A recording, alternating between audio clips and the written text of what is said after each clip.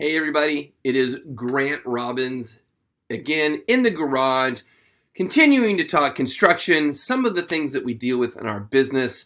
I feel like every day there's a new opportunity to chat about something that's a hoop or a hurdle that we got to jump through or to accomplish. So today we're going to talk a little bit about tracking business licenses. We've talked a lot about insurance and W-9s and things like that, but quite honestly, there's a lot of other stuff that we need to keep track of. Again, I'm wrapping a bow around what I like to call contracting compliance or upfront compliance when you're getting someone onboarded to a project. And they could be a subcontractor you have used multiple times, but each project typically has its own set of requirements that you have to do. Okay? Now, business licenses. Why are those important? Well, they're actually required by the municipalities that you're doing business in. So you might do a ton of work in Denver, Colorado, and all of a sudden you realize that you're doing a project out in Fort Collins. It's your first one out in Fort Collins. And you, as a GC, will have to go get a business license for that city.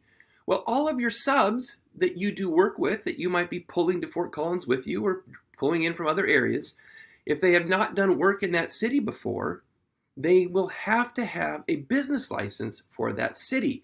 And it's something that you need to keep track of. And don't forget, business licenses also expire, so they will need to be renewed if for any reason that project extends beyond the period of time that that license is good for.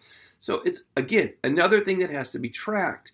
And don't forget, this includes purchase orders, suppliers, anybody that you're doing business with and transacting business with. Think about whoever you're getting a W-9 from, you also need a business license from. Now you might go, who's checking that? Why is that important? Is really anything going to happen if I don't have business licenses for everybody?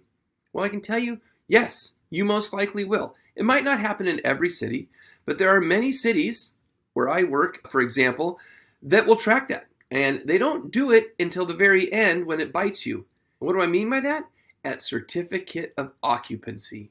You'll get all those signatures that you've been working so hard to get. Fire, life, safety, and planning, and everybody that you got to get a signature from. And you're ready to go down and get that document, and someone will say, let me check to see if you have all of your business licenses for your subcontractors.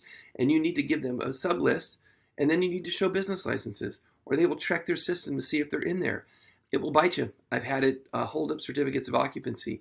And don't think that you can manipulate your list, because some cities are very astute and they will actually keep track of who's on sites with inspectors when they're out there talking to your vendors or your subs. They see trucks, they see names on trucks, things like that.